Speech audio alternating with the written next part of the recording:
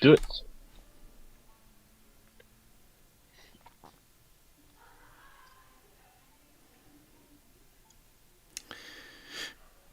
Okay, we're live.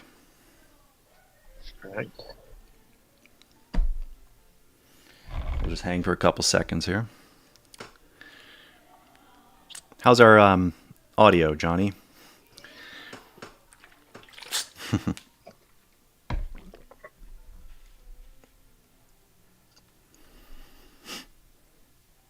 Okay. Great.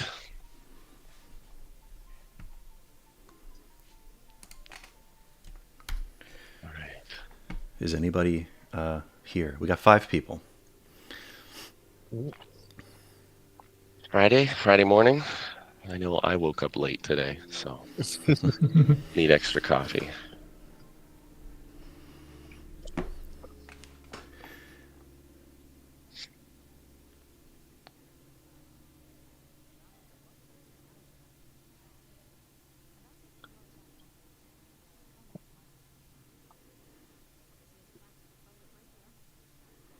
Actually, Mike, I didn't watch your last live stream. What did you end up mostly going over, or was it just like make music?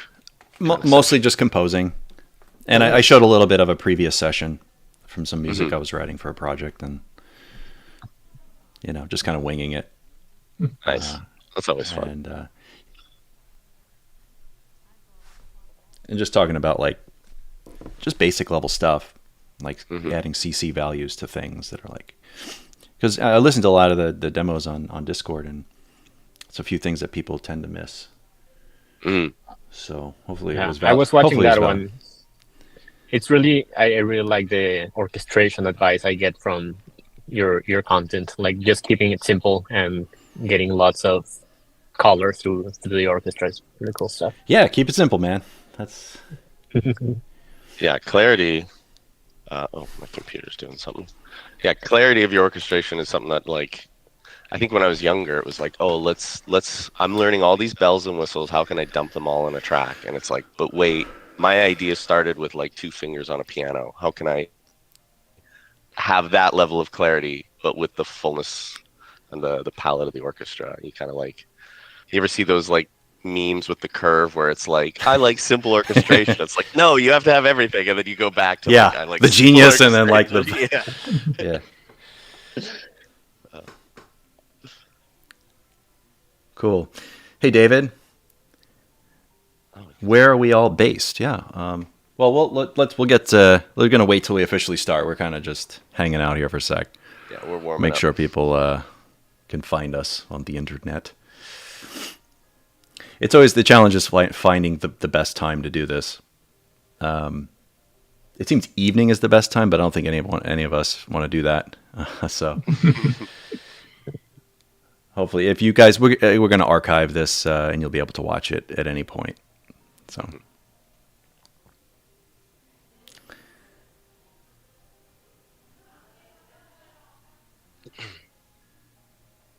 all right, why don't we just get started? Yeah, let's do it. So, welcome everyone. Yeah. Well, first of all, I just want to say, if you guys have questions, please put them in the comments, and we're going to try our best to answer them. So I thought I would just quickly introduce you to everybody. I'm Mike. I'm the founder of Musio and CineSamples, which is, Musio is an extension of CineSamples. I've been doing this for about 18 years. And recently I've stepped back in as the CEO. So I'm the top boss now, again, whether I like it or not, no. And so please meet Santiago Velarde.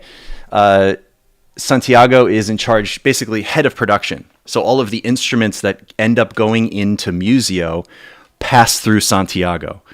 He's the one who does all of the painstaking work to first, convert if it's contact instruments or create new instruments and get them all into Musio. And so we'll hear from him. Harrison has been with us forever. I've known Harrison forever, and he's the software engineer behind Musio. It's him and Toby Sheriff, who together have made basically what Musio is from the software side of things. And Brandon is customer service. So if you've emailed Musio or CineSamples in the last few months, is it?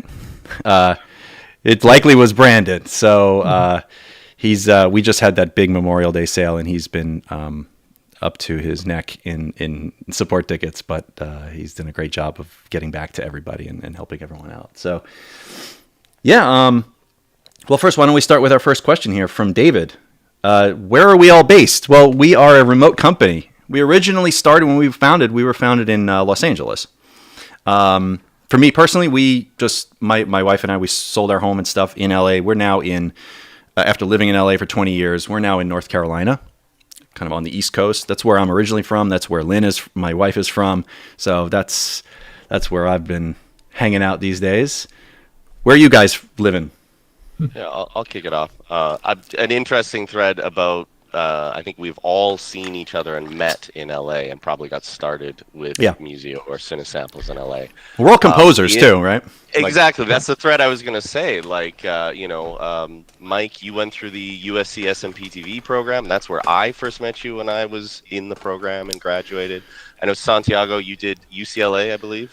UCLA, yep. Yeah, and then Brandon, you did the Musicians Institute. So it's like we all are in LA pursuing film composing, scoring, music production, everything, and I think that's what's the amazing part about this team is like there are real world problems we've all seen that like Musio, it's like a chance to express that. So to follow up, I'm in LA currently. I'm been here, since I was in the program in 2011.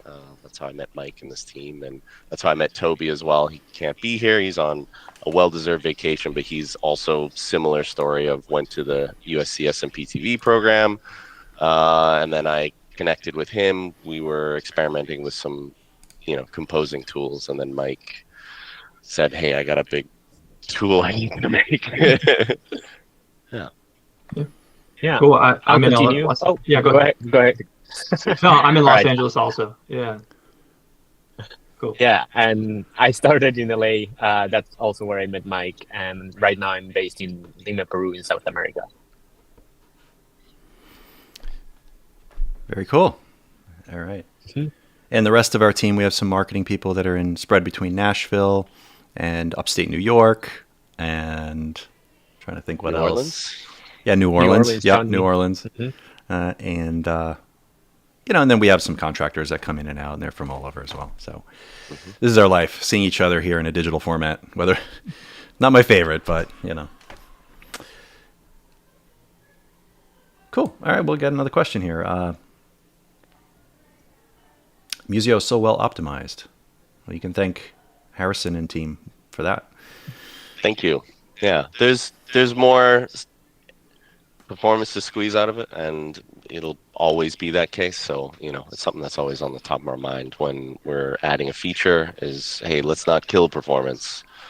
Yeah, Mic positions was a good example, and we'll talk more about that later. But yeah, I appreciate that. I'm glad you recognize. All right, this looks like maybe a question for Santi. I think I know the answer to it though. Any plans for a brass library oriented for pop and funk? We don't have anything in the roadmap specifically right now, but we definitely all feel like we could use some instruments that we're missing, like notoriously saxophones. Saxophone. But there's nothing in the roadmap at the moment. We're just trying to plan for the next couple of sprints. What are we doing on the short term? Yeah, I think for now, because we have the close mics on all of our brass, that's a good way to at least get close to that sound that you might be looking for. Instead of getting the big scoring stage sound, you want to have that close, tight vibe. Yeah. Okay. What is the idea behind Musio? All right, it's a pretty general question. I guess that's my answer. So CineSamples, like we started this thing in 2007 was the first library we did, and we kind of hit a wave. There was a lot of other companies. We were one of the first to make instruments, and then we started recording at these iconic recording studios in Los Angeles, these Hollywood stages that we all kind of grew up listening to the soundtracks from. So Sony Picture Studios, we did brass there. Well, we did the whole orchestra there. And then we kind of expanded into the 20th Century Fox Studios and releasing everything in Contact format. And that was a time where there was like our customer was the professional composer, like the real high level, a lot of them are Academy Award winning composers. And it's kind of like a premium demographic. But what we found is that the world has really significantly changed. And there's a lot of people that just enjoy making music for a variety of other things, aside from film and TV, but like for games or just making music just for the fun of it, hobbyists, students. And so we needed to figure out a way to get these instruments into their hands. And so we were a little bit struggling with Kontakt. We had some 50-something different Kontakt products, and we wanted to make them affordable, but it was really difficult, and we wanted to try things like subscription, but also people didn't want to have to download 100 gigabytes because all they wanted was a triangle, right? So I think that's kind of what Musio was, is building our own sampler, being able to have it all cloud connected so that we can deliver the instruments directly within people's DAW, and being able to update stuff really quickly as well. And that was kind of the start of it. And I know a lot of people don't like kind of subscription, but there are a few people that really do prefer the subscription. So that was not possible with the previous model with doing it with Kontakt. So it just gives us more flexibility to serve you, right? Yeah, if I can jump in on that. Yeah. Musio from the start was also a bit of I guess you could call it an experiment of just like, when you look at the Kontakt instruments, they tend to have a feature set that is kind of a high bar minimum of, like, usually you have extra features like the hairpin creator, or maybe there's some arpeggiator, there's activating every Kontakt feature for convolution reverb and different effects like that. And that's taking advantage of the Kontakt platform in a great way, which is very smart. But it also tends to drive part of that, how can we get that premium price up? Or if you're looking at competition, it's like, well, if they have that, everyone's got to have these features. But when we take a really stern look at like what is the core value of CineSamples samples, it's really what Mike was saying, like getting these iconic studios, getting a professional engineer and mixer who knows their scoring setup and mixing, hiring the best performers in the area, and then how can we deliver that value direct to your DAW, very simple installation, so that the whole management of your installed samples and how you use them is kind of, it'll never truly be out of the way, but it's never I have to leave my DAW, I need to restart my DAW, where, it should be as seamless as possible. So you don't have to have any hiccups while you're writing. Yeah, I just love, like, if I were to open it up on my laptop and I need to install music, it's like 30 seconds from having nothing to having that instrument that I need. And compared to the other methods, it would take forever. Do I have the latest version and all that? So yeah, if I may, sorry, if I can just geek out a little bit more, the version management is something we take very diligently. Every version of an instrument, you can always, we want to have perfect backwards compatibility, because like the sessions you write are like gold. You need to be able to reopen that. And this is coming from like my experience working, on a TV show. I wasn't writing on it, but I was doing a lot of production work. And it's just like, we would open up sessions from 4 seasons ago to music edit together something for this season, and we rebuild it from sessions. And it's like, that has to open. We can't have downtime of like, I have to remember I have to upload or update all of these, or something like that. So we really strive to make sure older versions open correctly, and that you have a opt-in path to update it to a newer version. Version control is, I think that's great, because if you have to open up some old piece of music that you wrote 2 years ago, it's going to use those same instruments, and those older instruments will always be there. And it should sound the same. Like that's the goal. If you wrote a sequence, it should perform the same. Yeah, and that's the thing with other sampler formats. You can, like, the moment you make a change, you're kind of stuck in a way. Yeah. So cool. Yeah. Oh, and I guess the other reason that came to mind was Musio. Like, why is it split off into Musio and not like a CineSamples thing? Because the idea is that, like, CineSamples was for those, like, cinematic composers, we call them, you know, and Musio is really intended for people that do, you know, all styles of music. And we keep adding new instruments and weird synths and world instruments and different things that maybe wouldn't be considered film composer sounds. So it just kind of, I mean, I guess from a name brand standpoint, it kind of just opens the door a little bit wider for the future. Yeah. So, all right, let's see what other questions we got here.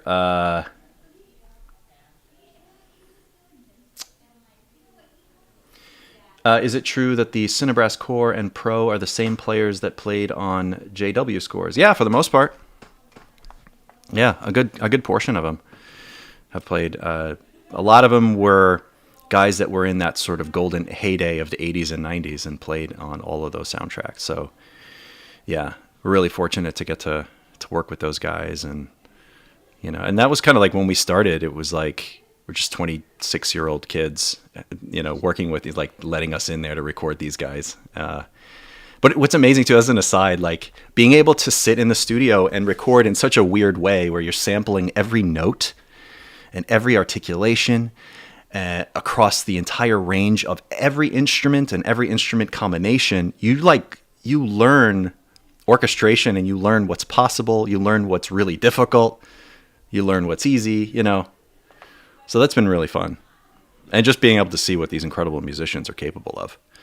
You know, 2 trumpets in unison on a high D, perfectly nailing it. Like, how, you know, I don't think we could have done that anywhere else in the world, you know.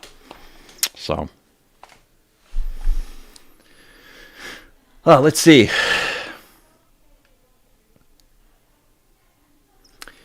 Okay, here's a more of a, we call it a nerd question. Maybe Santi can answer this one. Are the legato programming the same as the contact versions? Yeah, I mean, they're the same exact samples, down to the mic positions and all the transitions. The same loop points and everything are there. The engine might work a little differently. The way, you know, like the envelopes crossfade from one to the other. And what, maybe Harrison can jump in on this, but I think the way Musio works and the way the samples go into Musio, we try to make it like more instrument centric, while contact is a little bit more generic, maybe. So it's a little easier to program and get like musical results, at least from my perspective, with the Musio engine than when I've tried to program this kind of things in contact. Yeah, the back to some of the main points behind Musio. There are a lot of features like round robin legato that you know, I've only dabbled in contact scripting. My colleague Toby is a professional who has done like professional contracting for different companies on the contact platform. From what I understand, like legato programming is, you know, you kind of script it from scratch, or maybe you have a template you kind of run with, and same things with round robin and release samples and all these, like, you know, for a sample consumer, these are kind of the base level feature you want, but like you kind of have to reprogram the wheel every time in contact. So Museo's format is more instrument, you know, this kind of sampled instrument focus, where things like round robin, dynamic crossfades, legato, release samples are first-class citizens in our format. So that's what makes the legato programming easier. If the samples are well-formed and laid out, you know, for the most part, it's almost automatic. There's a lot of QC and checking that Santiago does, and, you know, it still can be tedious, but at least it's not a lot of drag and drop, click, edit. It's mostly automatic onboarding for those samples. Yeah, you are more focused on the sound, on the waveforms, on the audio than you are on the scripting. So it's easier to keep it musical and easier to test it and immediately make corrections and things like that. Yeah. To just talk a little bit about developer roadmap, we have lots on back burners, but we did do some exploration into upgrading our engine to have better adaptive legato. There's a couple of blocking changes we need to do to get the perfect vision of adaptive legato. But yeah, Toby, Santiago, and I have had many meetings on like, here's the ideal adaptive legato. How can we make sure we hit this vision before we put it in? And the nice thing, we also want to build it in a way where we don't have to go through all the instruments and like do a painstaking re-release of everything. We'd like either an automatic process that just bumps the versions up and gives you more flexibility. There's some, like, the legato transitions are incredible, but sometimes they kind of lock you into a certain speed. So that's, we want that adaptive legato so that, hey, you can take this beautiful flute legato and maybe just play a faster passage. That's really kind of where sometimes these instruments, you'll have to like do more special programming or go back to the sustain patch to kind of cover that faster passage, or use a runs patch. Hollywood Winds is in there, and you can dial that in. Yeah. One of the things that I like is, we've taken this sort of 18 years of sample content and basically went through it all, right? And a lot of this stuff, maybe Santi, you can speak to this briefly, was kind of redone in a way. Like a lot of it was redenoised in some cases, right? Some of it was maybe remixed and just rechopped in some cases. So it's really great because everything was funneled through this sort of QC process. Because look, you do something for 18 years, it's going to be like some things are done one way by one team, and then 6 years later, there's this library that's done by a different team. And so things are a bit messy over time. And I think that's what's been really nice about Musio is that everything has this nice consistency to it. And it scratches that itch in your brain, We added so many collections. I think it was 2023 when we started porting all the Cine Symphony stuff. I think we started the year with 30-something collections and ended the year with like 60 or 70 collections. And that was all of those years and years of sampling that you guys did way before my time. But we had to like go through it again and get familiar with all these samples, all these different kinds of instruments, different features, and see how they would best fit in the Musio platform. That was really fun, a really good learning experience. Yeah, I feel like some of the older, or the Cine Symphonies instruments, we have lots of like all the raw samples. We also have the contact NKIs we can pull data from, and the first hurdle of QC is like we have this very rigorous, this is an instrument, it can do round robin dynamic crossfade legatos, and you kind of find some hiccups in the old contact instruments where it's like, well, contact lets you work around sometimes, but like if we put it in this rigorous model of what Musio is trying to do, turns out, we are missing a dynamic crossfade here. We need to hunt for that or something like that. So very, very QC first approach, either fit the rigorous model or pass the validations, both locally on Santiago's machine or the server before everything's published has to pass validation as well. So a lot of checks that go into every release. Yeah. Mm-hmm. Well, keep the questions coming. Just post them in the chat below. We'll answer them for you. Here's another one from Epicator. I wish there was a way to see the negative track delay on each. I've heard this question a lot. I have my answer for it. I wish there was a way to see the negative track delay on each instrument. Do you have any list available? The ultimate would be to be able to adjust it. So what have you guys seen? What's the plan there? Is there a plan? I have my personal opinion. Go ahead. You say your thing. I would say no. You start, Mike. Okay. All right. Look, this is I'm putting my composer hat on, and I think just the way that I write, and I don't think this is the way everyone writes. I just like to just use my ear, just play it. Play it in. You can kind of listen to it, get it to the grid, quantize it, and if it feels a little bit late, just select it and nudge it a little bit to the left. I know that's kind of maybe a sloppy way of working, but that's always worked really well for me. I can move really fast that way. I think the moment I personally start adding these, like, okay, well, this is the short strings, so it needs to be 200 milliseconds early. Beep boop. You know, I just can't think like that and then also be a composer. I just kind of just fly, run with it, and then move the MIDI around until it locks in. Because certain grooves and certain things just wouldn't work perfectly. You kind of have to move things until it feels right. I don't know. That's my answer. But to answer, I don't think we have a list of every single instrument with their track delay. Do we have that? Yeah. Yeah. No, we don't. I think that part of the problem with it is, of course, every instrument speaks differently in time. Every dynamic layer speaks differently. And, you know, like even the room has a part to do with it.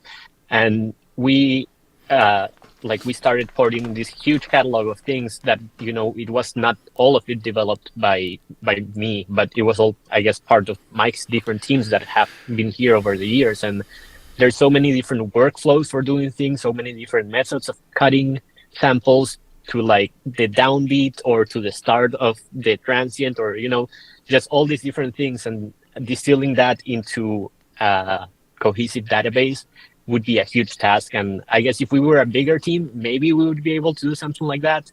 Very programmatic, but just the way we've approached things, we just wanted to get all the samples in and get all the instruments in. And pairing with what Mike was saying, also like as a composer, when I've had to do things not only with CineSamples instruments, but, you know, like other developers' collections, also I've had to kind of do the same thing, play them and try to just use it as an instrumentalist, like the way you would play your own instrument, and see how that feels. And yeah, that was my method as well. Cool. Yeah. Yeah. If I may, though, we never put together a list of all of our instruments specifically, but there is a spreadsheet that we have that was made by people outside of our company that has a lot of CineSample stuff in there, and these are for the contact versions. But sometimes for the negative track delays, I will send this out to people if they're interested. And every time I do, it's like really well received. So what I'll do is I'll post this link in the chat right now for people. It's actually in our Help Center article about this. Oh, that's great. People are interested. Yeah. Brandon, are you in the Discord? Maybe I am in the Discord. You are. If you want to post it there as well. I posted it before in the Discord. You did? Oh, okay. But this was like some months back, though. Okay, so all right, great. So I think that could work because I think the track delay is pretty similar from the contact versions. Yeah, and of course we always recommend that people use you can use that as a starting point and then just use your own ears to kind of fluctuate it in your template if you want. Yeah. Very cool. Yeah, I guess last point I'll bring up is like adjustable track delay in Musio. We have a big spreadsheet of feature requests from you users that we track, and I think there is an entry on there. Brandon, correct me if I'm wrong. For negative track delay? Yeah, I'd have to find it. I'm not sure it's directly on there. Do you mean like a list of them? No, just specifically about adjusting negative track delay. Oh, I see. Yeah, it's in the old one, the old feature spreadsheet. So right. we definitely hear you. You know, give us some time. We've got other features we want to prioritize, and we also want to wrap our heads around like what is the ideal Musio version of negative track delay. A big thing we keep in mind is that Musio should be low latency playable from your keyboard. That's why we built key switches in a way where, you know, if it's your first time using a virtual instrument and you're curious about this huge learning curve of samples, Musio should be your friend along the whole way. So that's why maybe some people have noticed like, oh, why doesn't the Musio have this feature and this feature? We are very slowly building. Either we're deciding very carefully to keep it aside, or we want to nail the best user experience for how to both onboard learning it and where it can apply. Anyway, to sum that up, we've got negative track delay in our feature list. It's on our radar. Just please be patient as we work through the huge list of other features we want to get done. Cool. Okay, more questions. Keep them coming in the chat below. We'll try to get through as many as we can. Okay, are you guys hiring for testers? I think we were talking about internally as a team about beta testers. We do have a beta team. Maybe Brandon, Brandon or Harrison, what do you have to say about that? Harrison might be in a better position. I kind of, once Johnny and the team took over, the beta team, they're kind of running it now. Yeah. Mm-hmm. Yeah, so we've had a beta team that's just volunteers. There is a beta service. It's like a whole separate environment. You get a very separate install of Musio. And the deal is, if you help us beta test, you get access to that beta service for free. So you get kind of Musio for free. We do track, there are assignments. There's new versions that'll go out where we'll give you tasks to test different features or maybe little bug fixes. As well, Santiago will include new collections. Maybe it's a new collection of instruments to try. Maybe it's a collection that has a bunch of updates. There'll be different specific tasks to do there. Our goal right now, we have great beta testers who are very detail oriented and catch all kinds of things, even small slip ups from us, and we deeply appreciate that. Despite all the validations and checks and unit tests that we have, the human error, or as we call it, the meat space, is where a lot of the problems can happen. So beta testers are our last line of defense to catch small things like that. We're looking for more beta testers. The caveat I'll put on top of that is we're looking for specific DAWs. So if you're a Pro Tools user on Windows or Mac, if you're I had a list here, Ableton Live or Reaper user, those are definitely folks we're looking to prioritize just because we don't have the strongest representation of those platforms. We've got tons of Cubase, Logic, Studio One, all of those. So a good question. Thank you for posting the recruiting survey. I was like, I don't know where to direct people. So, the link that was just posted in the chat, it's a Help Center article about getting onboarded. Please follow through with that. And if you're Pro Tools, Ableton Live, Reaper, we'd love to hear from you and get you onboarded. Good. Yeah, beta testing is important. I will say sometimes, yes, things do slip through even the beta team. And that's why we ask you guys, and we're like a broken record about this. There's a drop-down menu, and it says submit feedback. There's actually 2 drop-down menus. One is in the upper right-hand corner, right, which is for general feedback. And then we have, for every single instrument, you can leave feedback. So if you notice something, even the most obscure thing you could imagine, please let us know. You might be the only person who saw it. We want to fix it. So that's really helpful. We're a small team. We're not a super mega corp. So we can't afford to hire 400 people to test everything. So we sometimes do rely on people and your feedback. But that list is actually, it's like companies say, oh, it's on the list. And there's like, they just say that and they just pay lip service. There's actually a list that the team goes through. Is it on a weekly basis for the most part? You kind of go through it all and you prioritize what are the things that need to be taken care of, and you go through it, right? Yeah. Okay. This is a good question for people that are just getting started. This is from, I lost it. Where'd it go? It was something along the lines of, what's the best free DAW? Yeah, here it is, by Reed Rogers. What's the best free DAW to use with Musio? Currently use Waveform. I haven't heard of that one. It's decent. I don't know. Do you guys have any recommendations for free DAWs? I think Reaper is free to try for like a month. That one can be a little bit complicated, but it's free. There's a lot of scripting capabilities and all sorts of goodies in that one. Yeah. Reaper would probably be the one I'd recommend. I see the most people using that, especially in the video game space. A lot of people use Reaper. Yeah. That's the most complete one for sure. Yeah. I don't know if, are we compatible with GarageBand? This is a terrible question for me to ask. Not with Intel-based Macs. You want to avoid, but M1 and beyond, it's compatible. Yeah. Okay. Good. And that's same with Logic, right? Obviously. Yeah. And like really, our ideal goal is we are on every platform that supports AU, AAX, And then the other one is VST3. I know there are some people who ran into this, like, if you're using Sibelius, or there's older DAWs or things that can host plugins that only support VST2. I wish we could make a VST2, but it is deprecated, and Steinberg's legally we're not allowed to. We can't sign a contract for VST2 to legally produce those.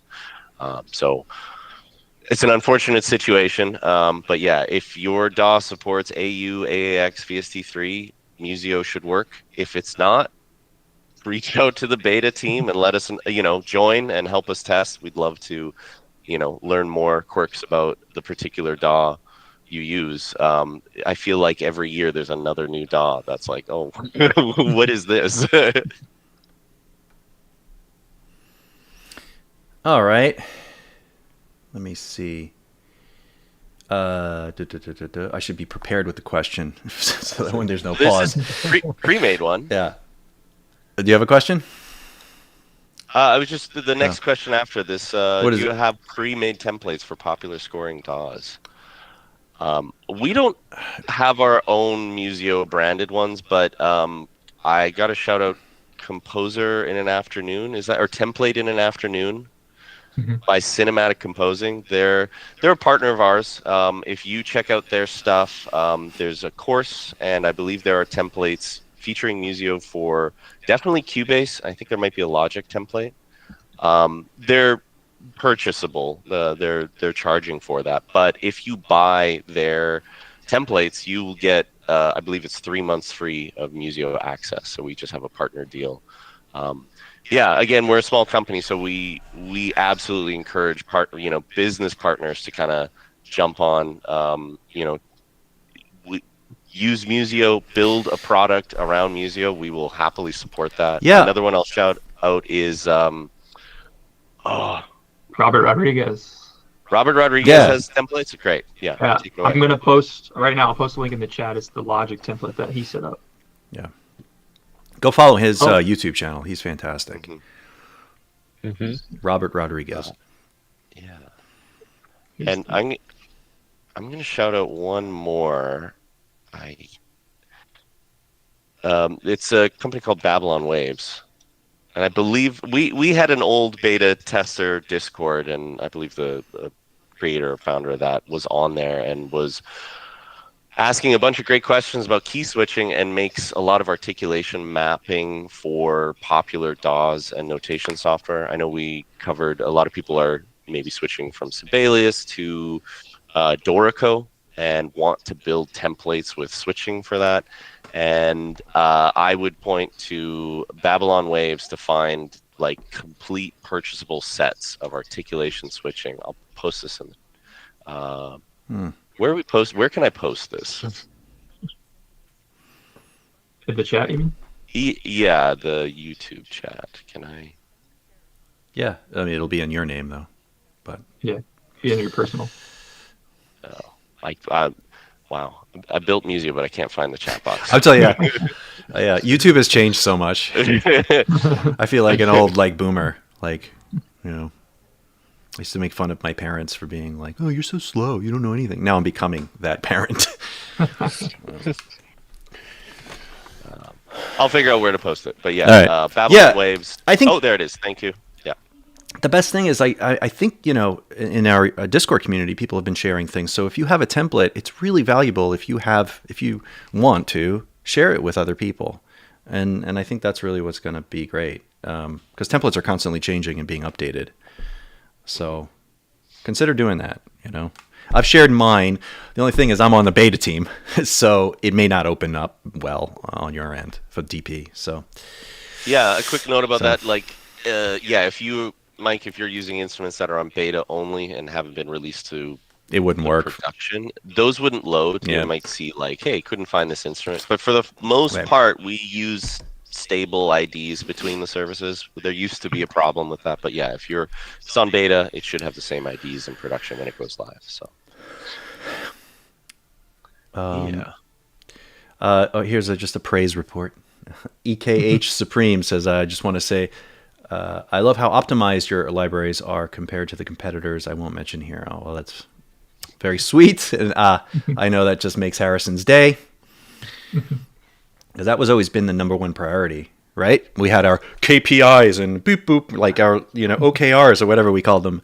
And that was your number one thing, I remember, was like a stable platform. Yeah. Does the knob look pretty? Maybe not, but it's stable, right? It's like, is the UI perfect?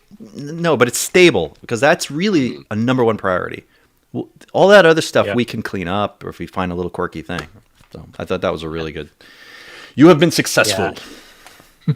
It's helped me simplify my rig, my workflow so much. Before I started with Musio, I used to have a separate computer with an Ensemble Pro and the whole thing with contact network connected and everything. And now I'm just on my laptop using Musio, like in the same computer. Yeah. And I still have like 200 something tracks in my template, and it works great. I'm not sure why it works. It shouldn't, but it does. Yeah, my personal story of like when I moved to LA to do film scoring school and all that, I remember it's like one of the earlier big orchestration assignments, and my 2010 Mac Pro, the old cheese grater, just did not have enough memory to load all these. Yeah. I had bought the East-West Platinum Orchestra at the time because they had a crazy student discount, and I had loans, and I was like, let's not break the bank. And I remember, great, let's try to build a template. I didn't have enough memory, so I had to order it like quick delivery. So I get like, I can't remember how many gigs I bought. And then I'm just hand orchestrating, which was probably the best thing for me at the time, to just like do it old school and then program it in. And it's just like, now I can have like an 8 gig MacBook Air and load up probably the same template, and it sounds better. Load up that same session, orchestrate it the same way. Definitely. Yeah, small platform laptops. I mean, I always think about like, when we think of composers and producers, I have lots of friends who are amazing songwriters that are learning the ropes of a DAW too. And songwriters are, usually just have a small computer rig. They've got a great mic and an interface and all that because they're really trying to nail the vocal performance. But like, to have a Museo's wealth of instruments for them to explore as well on a small rig, like you just never know what.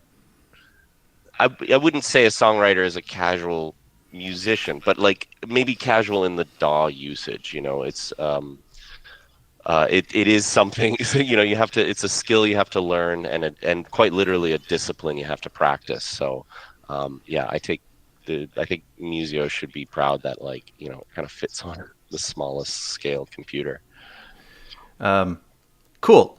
I think let's try to move a little quicker with some of these questions, because I want to get through. I tend to ramble. That was my polite way of saying be quiet. No. Let's do. There was a question here. I lost my spot. Media editor. Oh, okay. From David Kirtley. Any thoughts on being able to make custom ensembles from individual instruments? That's something that maybe you want to talk a little bit about that, Santi. That was an idea. I think you were thinking about that, or creating custom. Yeah. Yeah, I think David might be referring to like as a user being able to build your own, and I think the best way of doing that is setting up a Musio rack with a few instruments, making sure they're all in the same MIDI channel probably, so you can play them as an ensemble patch, and saving that Musio rack so you can recall it later. Yeah. But that aside, just we are working on a collection. We don't have a name for it, but it's like an orchestration, a collection that will allow users to orchestrate a little faster. Where we're going to have, for instance, like all the double reads from across the CineWinds collection, or the brass from across different CineBrass collections. They're all recorded in the same room, and they're going to sound good together. And we're making sure that the ranges for everything don't overlap, or they just overlap for the notes that sound good. So it'll be a quick way to start orchestrating, sustains, tenutos, staccatos, staccatissimo patches. Some things have trills across the range. So yeah, that collection is well into production, and we need to do some QA and some scripting still, but that's coming up soon. Cool, thanks. All right, quick, I'll answer this real quick. From Ted Yoder, question, just learned about cinematic studio strings. Is this the same as Cinestrings? I guess yes. There's been sometimes people mix those up. I'm good friends with the cinematic. They make great strings. They're based out of Sydney, Australia, and they record a lot of their stuff in the big stage there. They've done a great job. Cinestrings is all the John Williams kind of stuff, all the Hollywood, all Los Angeles based. Totally. So just different sound, different musicians. Okay. But it would be cool to have cinematic studio strings in Musio. What do you think about that? Hint, hint. That's great.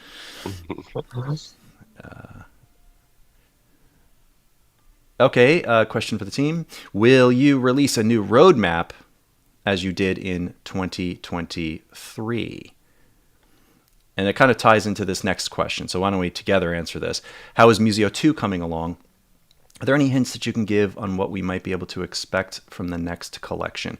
Okay, so this is something we've been kind of mulling over and figuring this out. You know, what we call it, we're not sure what we're going to call it, if it's going to be called Musio 2. What we're doing to Musio is, what we want to do is kind of open it up so that people can just get exactly what they want within Musio. Instead of just, having to buy the whole thing or subscribe, you can, maybe just get a couple of collections. And we want to kind of expand that to all of the new instruments that are coming. Because there's, maybe you don't want to spend $150, but you really just want to spend $10 or something just for a specific sound. And so that's kind of how we're reworking the future Museo. So it'd be kind of like you'll still be able to do what we can do now, but there'll be like a marketplace in a way. Kind of how the Steam store works for video games. You can just kind of buy what you want. And that's something we've been thinking about. I mean, nothing's official. We haven't announced anything, so don't hold me to it. And I think that moving forward, that's probably the best way, because it allows us to not only sell things individually, but maybe even open it up to others who want to also create instruments and sounds and have them available in Musio. So like everyone here, you can all create some instruments. If you have a weird instrument, you want to record it and create a simple instrument, maybe we can also get that up in the Musio store for everybody to use. So that's kind of where we're thinking of going in the future. What do you think about that? We actually really want to know, what do you think of that? Yeah. But yeah, what do you think, guys? How do you want If I can I'll be quick on this. We started as subscriptions and we got lots of feedback. And in fact, I feel like music tech industry got a lot of feedback about subscriptions. I think I point to like the Waves bundle subscription situation a few years ago, that people want perpetual licenses. So we did a very quick pivot, as best we could at the time with a small team, to sell Musio 1 as a perpetual license way into it. But we know that we've had requests about like, I specifically want just this collection, or maybe I have, something we have contact, like loyal CineSamples contact customers that like they want their version of what they have in Musio. We don't really have a way to offer that. Either they buy in, or we had some discount. It's messy. So long story short, like we want to make sure you can buy into Musio your way. And and in terms of a roadmap, if I may add, also like we do have content ready for a few different collections. I don't want to say a specific number because this still has to go through QA. Some things might not make it through the cracks, but it's more than I can count on one hand. That's as much as I prefer to say. And we are getting ready to record also a bunch of new stuff. So as soon as we can have a roadmap that we can show with, like images and everything like we did with Musio 1, I'm very excited to do that. We just need to get through all the stages of production for a bunch of these instruments. And as we said, it's a small team. Yeah, I think we want to be really careful about that because, man, when we announced that roadmap in 2023, we only had like, a tenth or 10% of that done. And it was a huge promise. And we're like, oh, crap. We got to get all this stuff done, or can we do it? And it was not just the instruments. It was like we were promising multi-mic positions too. And we're still wrapping that up. Yeah, which is that's pretty much almost done, right? Right. Yeah, just gotta release the content. Yeah. Yeah. So it's that's one of the things. Just as a business, we want to be careful because that really put a lot of stress on us, but it maybe motivation. I don't know. The problem, we did fulfill all of our promises, so we did. But I think we're going to just be a little bit more careful this time when we promise things. We just want to, So we'll make a list, but I tell you. Yeah, we'll make a list, but it won't be coming out, today. Mm-hmm. All right. I hope that answered your question. It's probably not going to be called Musio 2. It'll be something else, but you have our word. We're going to make you happy. And all subscribers will get all the new Musio exclusive stuff too. Like this, that's always been the promise, as well as if you were part of that Lifetime group, if you guys remember 2 years ago, whenever. You're going to get all that stuff as well. So you have our word on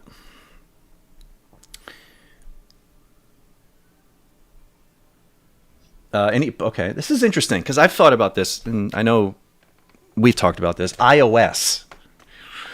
Do we have any plans to partner with iOS? In other words, are we going to put it on an iPad or iPhone or something like that? And it's always been kind of an idea in the back of our brains, but we've never executed on it. What do we think of that? Is that valuable to the modern music creator? If I can jump in, yeah. I mean, it'd be great, if I had an iPad. Like every so often, I'll play keyboards with a band I play with, and I'll use MainStage and a laptop and an interface. And like, part of me is like, oh, this is a lot. It'd be nice if I just had an iPad. I could like switch patches and perform. That would be great. Yeah.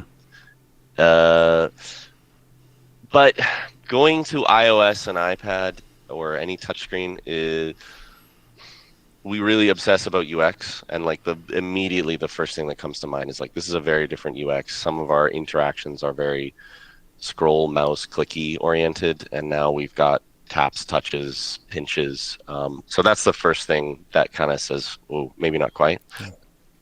To pivot, though, I know we have Linux users who have reached out. We don't really know what the market size of people who've requested Linux, but I think that is a more immediate.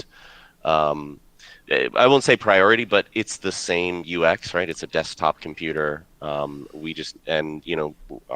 Musio is based on Juice, so I know the underlying mechanisms do work on Linux. Like, in fact, all of our server validations are ran on Debian, which is a brand of Linux. So that's probably what I would go for first over iOS. But I think it really comes down to if we can expand the team, then we can look into additional platforms. Yeah. It's always about prioritizing needs. We'd love to serve every single use case imaginable, but we'd never get anything done. Okay, cool. Michael Doty, do you all prefer one instance of Musio per track or multi-output / MIDI track setup? Do we understand that question? Yeah. I'll jump in. Depends on the context. If it's like template, like if I need,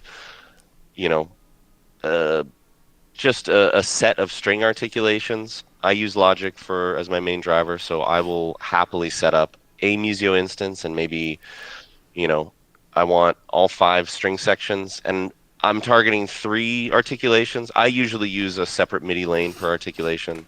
If I want to work really fast, I'll do a key switch one, but I like separate lanes. That's just how I practiced. So I'll absolutely use a single Musio instance and, populate with 15 tracks in there.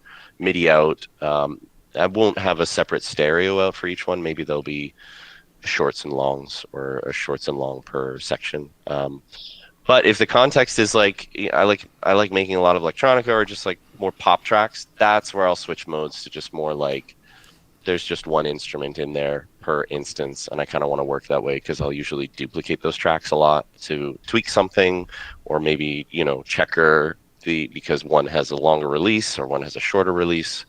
Yeah, it really comes down to workflow and I guess stickiness, right? If that string instance I'm going to use throughout the whole track, just kind of as is that MIDI track, and maybe I've got a set of multiple cues, or there's multiple tracks that want the same string sound. It's kind of like that template context that says use multiple instruments in one Musio instance. That's what I would reach for that.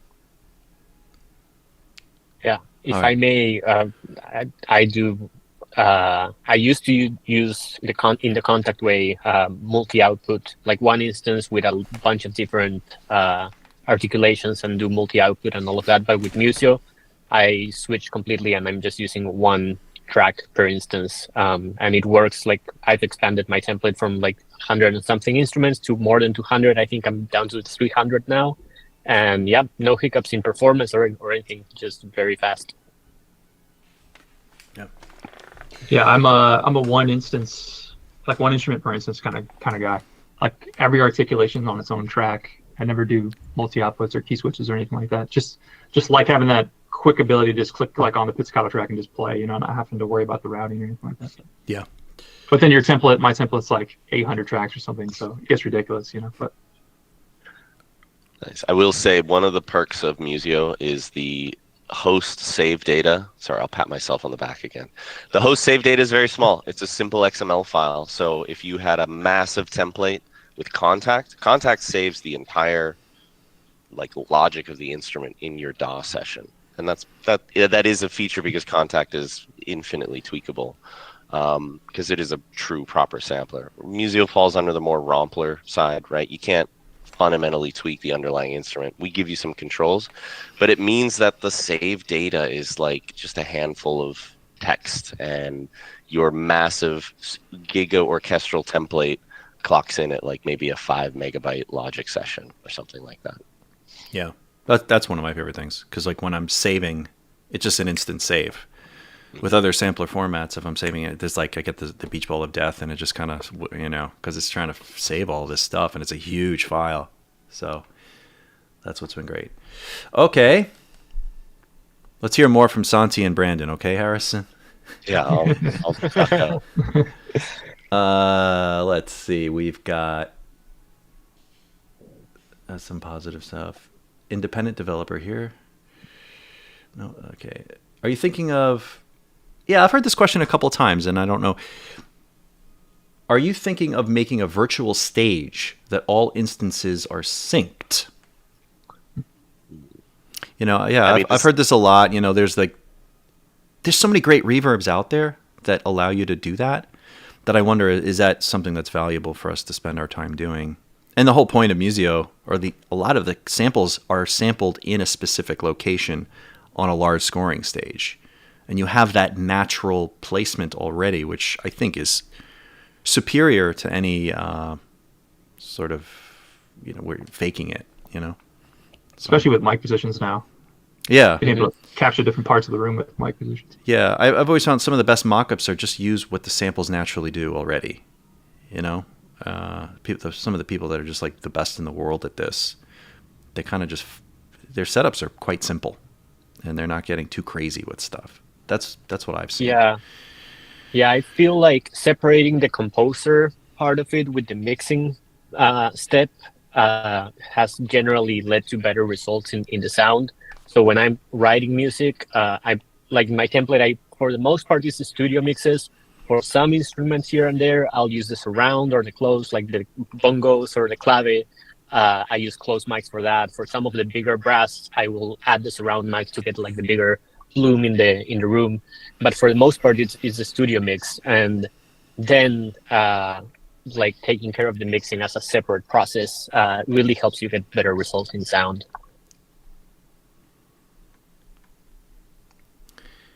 All right, let's keep going here. From Seventh Resonance. Yeah, keep your questions going, guys. Mm-hmm. Let's see. Any update on the vibrato control?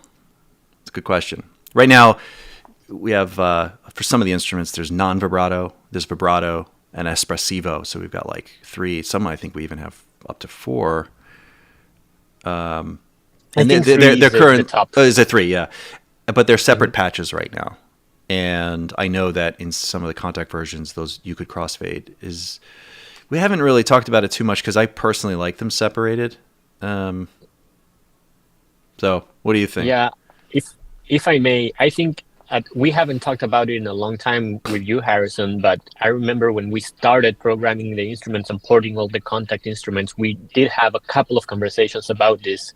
And the way the vibrato is recorded, we have, for instance, in the ones we have 3, we just have this sustained non-vibrato. Like the violins are not moving their finger. Then you have a little bit of vibrato, which you cannot vary that vibrato. It's just that vibrato, and then the super espressivo with very wide vibrato. And as you modulate between, like if we set the crossfades to modulate between one and the other, you might get some phasing, and in those overlap areas. And when you think about how a violin player performs the vibrato, it's just either non-vibrato or using the vibrato of some kind, and they can modulate without getting that. But when you overlap 2 different speeds vibrato and you start getting those 2 kind of waveforms, it starts getting funky. So my way of approaching that has just been like, okay, in beat 2 of the bar, I need more vibrato, and I'll just switch patch. And do an entire line with vibrato or with no vibrato. But having the crossfade on the fader, for me, makes it a little bit more unrealistic, and you can get phasey.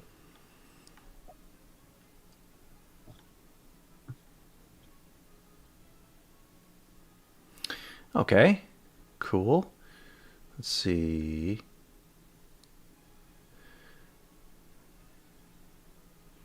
Individual collections. Sorry, I'm just trying to find a lot of comments here.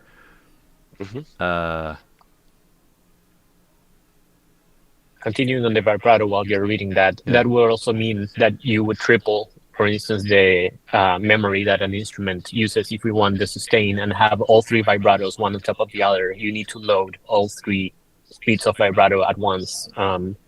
So I don't know. It's different methods to get the same result, basically. Yeah. Here's a comment more from Ben Golden. Again, it's a topic we've talked about. He said, an update I'd find great would be to shift the keyboard mapping of patches. So this has come up a number of times. And so I think, okay, you may speak, Harrison. I'm allowed. Okay, yeah, what we're going to do, the way the logic works is the position of the key switches are based on the notes that are required to actually play it. So you'll see it'll be on the low end for higher instruments, it'll be on the high end for lower instruments. What we are planning to do is allow you to go to the Musio Connect settings and set it to like the 0, -1, -2. So this is for people who have a separate iPad or configuration or even a separate keyboard set to those octaves, because they're out of the way. They're like, we don't ever want those to overlap. So we trust those lower octaves to never collide with the playable notes, and then you can it's always set that way. One thing to consider, that this would only apply to new loaded instruments. We're very strict about like what was loaded and saved in the session is kind of king. So if you had a template, you'll have to we have to still figure out that UX on how you would modify. Hey, okay, move these to the lower. Maybe there'll be a bulk update. But yeah, we want to get key switches down into the negative octaves. So you, if you have a separate trigger system, you can use it. Cool. And there was one more here. What did he say? Here's a wish list. Lawrence De La Cruz. He says, mark instruments as favorite, or the ability to bookmark instruments and patches somehow be visible in the Musio main UI window. Well, it's definitely something I think we had it designed at one point in our... Yeah, we have an idea for mockup. Yeah, it's just... more UX considerations on like, are those favorites linked to your cloud account. If so, that's actually quite a significant lift to make sure. Like, it's a lot of data. Think of all the thousands of Musio customers. They all have, unique favorites, and they need to be synchronized to any platform they've downloaded Musio on. So I'd love to offer that. It's a big ask for the small team right now. And we want to prioritize other features. So you're saying it could be done faster, but it won't be something that you could port with you if you were to open your session on a different computer. Yeah, if it was a local machine only favorite system, yeah, that'd be great. But like, I think the ideal UX is any machine you're on, your favorites are always with you. Yeah, see, that's a good question to ask the folks here. Is like, how many would want that or need that? Yeah, it sounds like you'd want it kind of stored. I don't know. Okay. Okay, this is a common question as well from Sir Tellius, and this maybe is for you, Santi. Any word on including phrase builder and or staccato patches for Voxos? So I might have to check the samples for that again, but I believe we did not record staccato for most articulations in Voxos. The ones that we did record are already out. We have staccato. There's staccato, but with consonant, like the different sort of phrases. So like sa, ma, ta, Yeah. And then you were able to I don't think we have a way at the moment, at least, of implementing a phrase builder. That would definitely be like some developer time that we would have to take to implement something like that. Yeah. I mean, we'd have to figure out how to do it. Like, the key is to find a solution that kind of fits within the schema of Musio. And do we want to create a whole new interface for one specific instrument, or do we find a way to make that work? In other words, maybe it's just key switches and you switch between all these different consonants, or it's just sort of a random thing.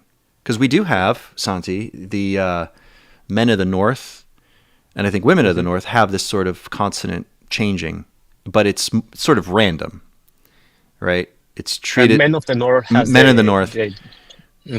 And they're all kind of just cycling through in a sort of a round robin situation, which is very realistic. It sounds pretty cool. So maybe there's a way to do it in that way, but I think creating a whole new phrase builder anything's possible. It's just a matter of, okay, go ahead. If I can jump in. We have a script system in Musio, and it's present in a lot of Tenuto patches, uses it. Piano in Blue has alternating release lengths that uses the script system.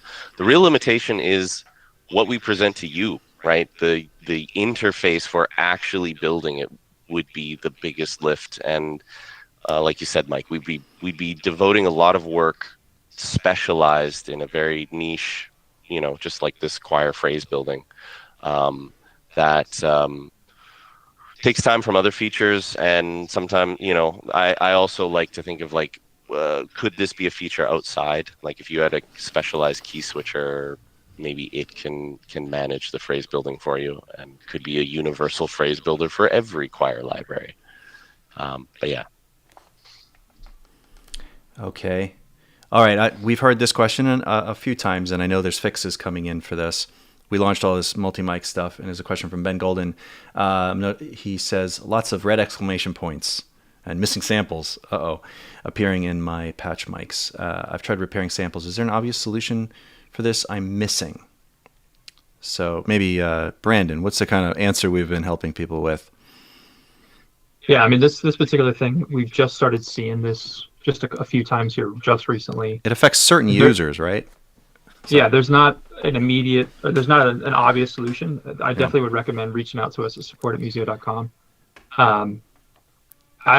From what I've seen just recently, it could be like there was a remount with the external drive, and then for some reason now that there's a new, like the drive was renamed with like a 1 in it by Mac, and that's creating an issue with the path.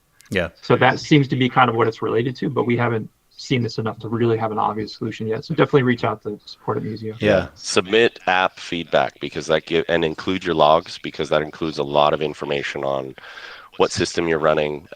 We can kind of track, if we're still hunting down what's the cause of this bug. Sometimes these bugs are actually very platform specific. We had a bug with mic positions that was Intel Mac only. That kind of blew our minds to discover it's only Intel Macs. So please submit app feedback, include your logs, and we meet.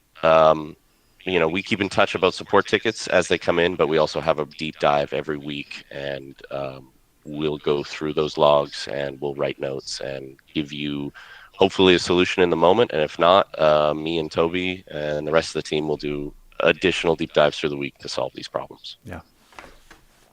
Yeah, thanks for that. Good question. But yeah, Ben, you're one of the lucky ones who gets to have that problem. Lifetime user since April 23. Still blown away by the depth of the Musio library. That is, among other things, amazing tool for inspiration. Oh, thank you, CB Music. One of the things, if I can have an ask, if you guys are huge fans of what we're doing here, the Musio, it's really helpful when you guys share or tell other people about Musio. Like, you just maybe do a quick post on social media about it. Just let your friends know, because that helps us spread awareness. We do try to put out ads and we do all that stuff, but there's nothing like people that really, I think, value the hard work that we've put into building this thing, but having them kind of just be, advocates. So if you can help us get the word out, it's really, really helpful. There's nothing like hearing it from your buddy than hearing it from some ad on Instagram, which we still have to do, unfortunately, but Men of the North chant instruments are all sorts of awesome. I agree. Those came out really good. Those are all recorded again at the in Hollywood, in LA, the Sony Pictures scoring stage. Let's see. Evan Sforza says Harrison needs some art on the wall. I agree. Yeah. Hi, Evan. I do. It's a blank wall. Gotta spice it up. Minimal. Yeah. Or some sound panels. I was thinking about that. Mm-hmm. Yep. Cool. Well, any more questions, guys? I do this for a couple more minutes, and I think we might start to wrap it up unless we have more questions. But, I think this is a good thing for us to do. We were doing this about a year ago, and we put a pause on it because everyone's busy, and I never want to bother the guys. Hey, come on this YouTube thing and let's talk to the customers. But I think it's really valuable. We get to see exactly in real time what you're saying and asking. So, please join the Discord if you haven't already. I think there's a link in the description. It's a great place to talk to other people, other music creators. It's not just exclusively Musio. It's mostly Musio users, but there's other people there.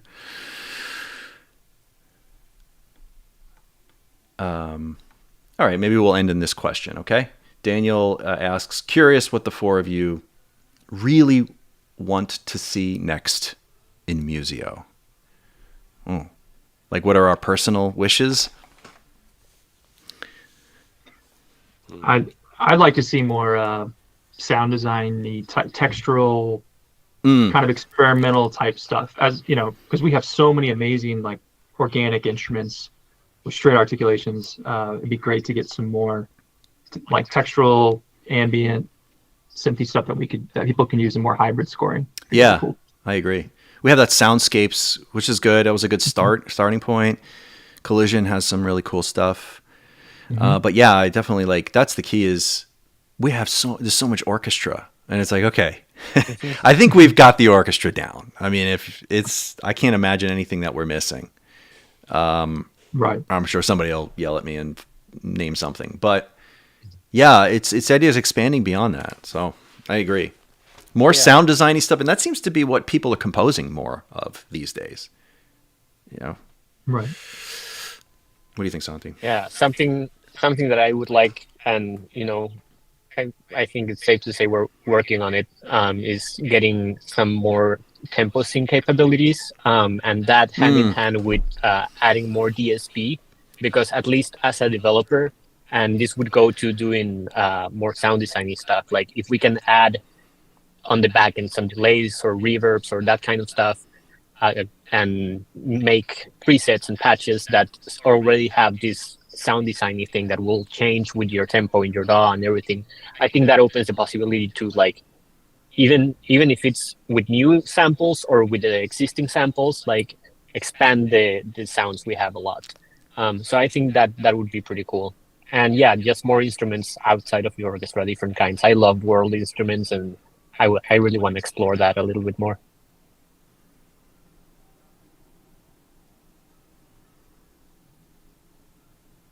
Cool. Harrison, what do you want to? Got anything, Harrison? More World Series. Take me everywhere, please. Yeah. Go to Asia.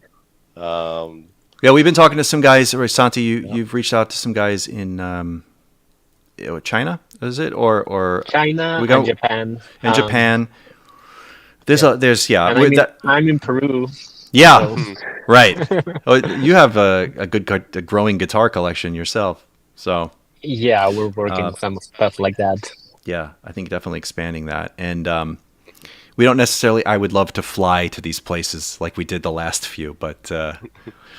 And I kind of broke the bank a little. It was super fun, but yeah, I think there's so many people around the world, and maybe there's people in the comments here or on the Discord channel if you guys wanted to do that, and then make it as part of the this marketplace that we were talking about, or maybe it's a music exclusive. I don't know, but we're always we're trying to figure out what. Yeah, go ahead. When it comes to world instruments, I think it's also safe to talk about this one, but in South Africa we recorded this huge choir, and that is well into production. It's going to be more than one collection for that, and yeah, it's these beautiful South African choirs with different kinds of consonants and shorts and longs effects. The effects are crazy, so really cool stuff coming on that side. Yeah, how's that sounding? It's sounding great. Two of the choirs are built and tested and scripted and everything. Just need more QA. And yep. Yeah, that'll be working fun. on it. Yeah, that was great. That was a great group. It was just like we recorded that in Cape Town. Mm-hmm. I can't believe we got to do that. Holy crap! What a cool thing. Yeah, you only had to sell your house to do it. Yeah, right. Yeah. My wife is amazing. For the record. All right, I think we're good. Yeah? Let's call her. Let's call it? Cool. All right, thank you, everyone. And give the Musio team a round of applause. Woo! All right. Okay. See you later, everybody. Awesome. See you guys. Bye-bye. Here, don't. Yeah. All right, so the stream. Am I hanging up?